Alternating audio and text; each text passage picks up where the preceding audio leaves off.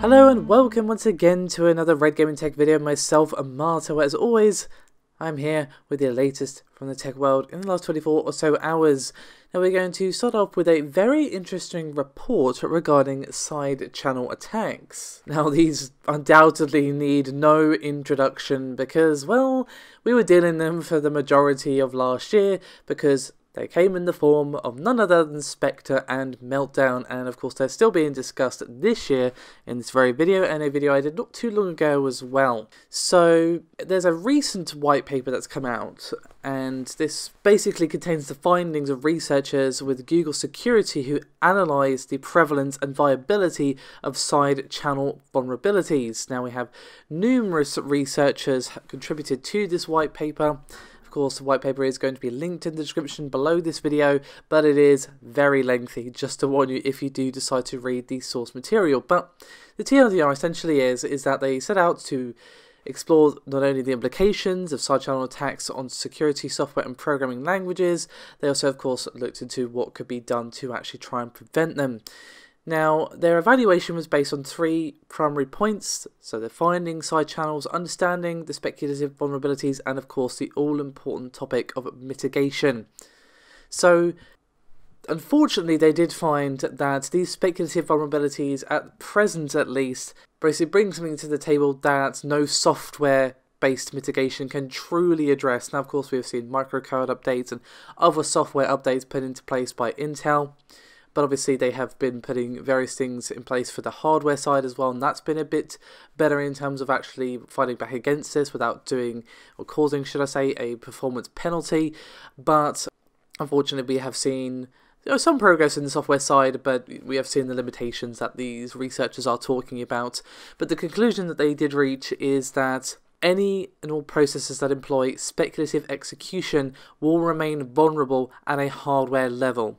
And unfortunately, all that can really be done to really fight against this is a significant change in CPU design.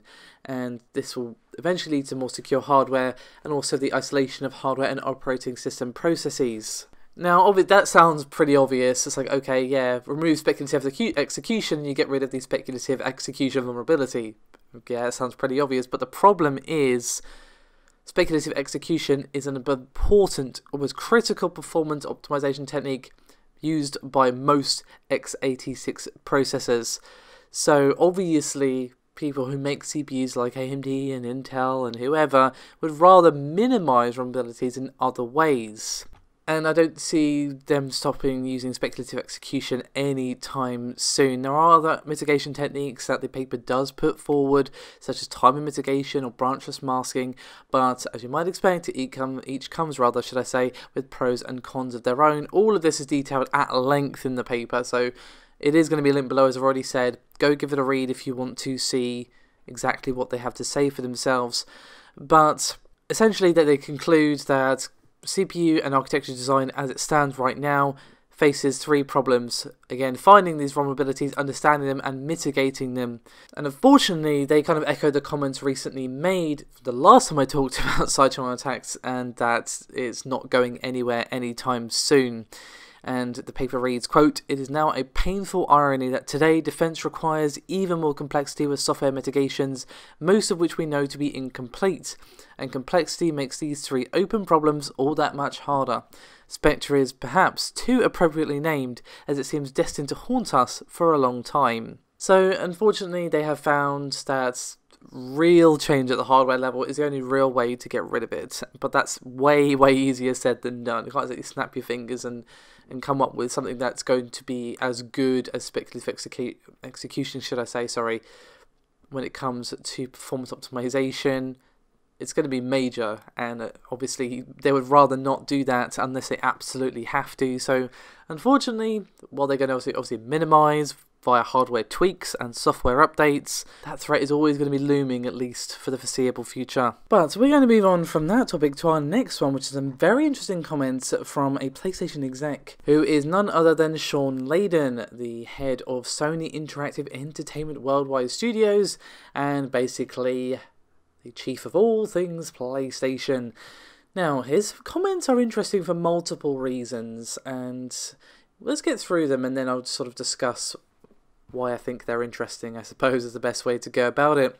And he said, quote, "I don't want to put too fine a point on this because it might upset some of the people I work with, but I think effectively we're looking at a kind of post-console world where you can have quality gaming experiences across a variety of technologies.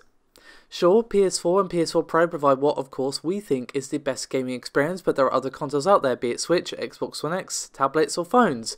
There are great experiences across all these.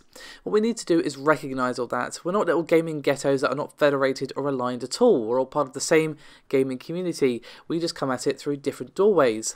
I think the future will be an extension of that metaphor. Your platform is not your hideaway, it's just your doorway to all these other gaming folks." You might wonder, okay, what does he actually mean by all that? Well, the person who was actually interviewing him, posed the question, so you mean you care about the movie, not the projector it's actually run on? And Shawn seemed to agree that this was a pretty apt way to put what he was trying to express, as he said, quote, "Precisely. I remember years ago you would see, this is in cinema colour, this is in Technicolor, this is in Panavision," and I just thought, okay, get me to my movie. And it's just approaching that for the gaming community, well, we are just one gaming community. So I think why those comments are interesting kind of speak for themselves. Not, of course, Sony are going to be working on a new console for the next generation. It'd be silly for them not to be. Obviously, Microsoft are, Nintendo undoubtedly are. So obviously we're going to be seeing a PlayStation 5 from them. But he's thinking way into the future, as CEOs and all that tend to do. They think very, very far ahead. And while, of course, we do still see exclusives, we are becoming less and less segregated by hardware. Of course, Sony, interestingly enough, is actually one of the companies that are still very much pushing the idea that exclusives means exclusive. Like, I don't think I'll ever see Bloodborne outside of the PS4 unless they decide, you know what, actually, it's bringing it to PC like 10 years after it comes out or whatever. I mean, I'd love that, don't get me wrong, but I just don't ever expect it to happen. And the same for like The Last of Us or whatever. It's going to always stay on PlayStation.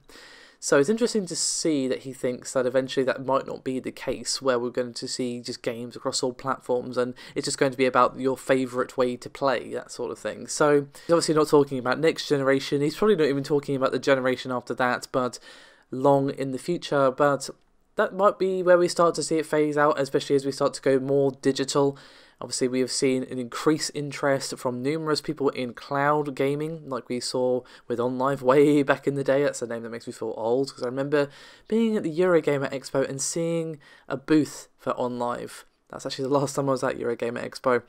Anywho, interesting comments, and they do kind of lead into my next topic, which is more regarding the PlayStation 5. And these were yet more comments made by Shawn Layden regarding the PlayStation 5, more specifically about the games and what they have planned. Obviously, they are going to be skipping E3 next year, and that is basically spurred by their desire to do quality rather than quantity, which is obviously fine by me. And we saw the PlayStation 4 be a great place, and I do mean a great place for single-player experiences. One of the best single-player games in recent memory came out last year, of course. None other than God of War. Definitely was on my Game of the Year list for last year, which I know I never got around to do a video for that, but it's too late now. Anywho, but apparently we're going to be seeing a slight shift and more of a focus towards multiplayer for the PlayStation 5. And he said, quote, "Worldwide Studios, like I say, we're really going heavy into story-driven gaming. The power of the narrative, big, spectacular experiences, but not a whole lot in the multiplayer side of things, I think. That's an area where you'll likely see us start to make more noise in the new term." Now, obviously, Sony are still going to be focusing on story-driven games. Obviously, all the games that we know are coming out soon, like Days Gone, The Last of Us 2, Ghost of Tsushima, those are all going to be single-player experiences, but it looks like they're looking to diversify a little bit with some more multiplayer games as well, undoubtedly driven by that cash. Now, interestingly, this again ties into my next topic, which is actually regarding crossplay. Now, of course, Sony made a bit of a kerfuffle last year when they blocked Fortnite crossplay on the PS4 for just ages, and of course, Microsoft and Nintendo very much capitalized on that with that brilliant trailer that I just loved. Anywho, and recently we've seen comments from Gaijin Entertainment and Hi-Rez Studio which suggested that Sony was blocking it from the ongoing console crossplay beta. But When speaking with Game Informer, Shawn Layden once again had a lot to say. I know he's a chatty fellow in this particular video, and he said that that's absolutely not the case. And he said that they are, quote, open for business on that one. All it takes is for publishers and developers who wish to permission it.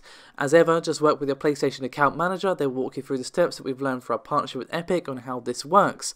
I don't believe right now there's any gating factor on that. I think they're open to proposals because the Fortnite thing worked pretty well. But before you sort of dust your hands and go, well, that's that settled, unfortunately, no. Because a developer then said, well, actually, we have been speaking to Sony and they have not been as perspective as Shawn would have us believe. This is none other than Chucklefish, who recently released the game Wargroove, and they've got crossplay across PC, Switch, and Xbox One. And when he wrote on Resetera, the CEO, Finn Bryce, said that they've been basically talking constantly with Sony and they are getting basically nowhere with adding crossplay to this particular title on the PS4. And he said, quote, we made many requests for crossplay, both for our account manager and directly with higher-ups, all the way up until release month. We were told in no uncertain terms that it was not going to happen. From our side, we can literally toggle a switch and have it working. Of course, policy might work more complicated for Sony. I just wanted to provide some balance on the issue and say it certainly isn't a question of developers having not contacted their account managers or having dropped the ball. But we were told no. So that raises a massive question mark over Shawn's statements. I would say it's a bit silly to go all out and say well, he's lying because, well, that would bite him in the butt quite significantly if that were the case. What was more likely, at least in my personal opinion, is that obviously Sony is a humongous company and there's obviously some wires being crossed and communication issues going on. So upper management, that being people like Shawn Layden, seem to think, oh, crossplay, just ask, it's fine, go ahead. And lower level seems to be like, crossplay, what are you talking about? No. And obviously, it might just be this one game, there's a particular reason why they haven't been able to do it. Obviously, I don't know the ins and outs, I don't work for Sony last time I checked. But it does seem that it's a bit more complicated than Shawn Layden would have us believe. Clearly, there's some miscommunication going on at Sony. Perhaps there's a acceptance criteria that hasn't been clearly explained or some other thing that's going on. But either way, Sony just needs to clear things up for real, for final, and to say, look, as long as you meet these standards, you can have crossplay. You just tell us that you want it, and you can have it. Because that is how it should be. I would have thought that they would learn from the Fortnite thing, but somewhere in that company, somewhere, that's what I meant to say, yes, is apparently not getting the message. Anywho, that is me done for this video. Thank you very much for watching, and I'll see you next time.